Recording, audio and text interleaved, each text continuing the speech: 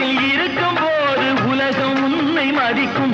உன் நிலைமை கொஞ்சம் இறங்கி வந்தால் நிழலும் கூட விதிக்கும்.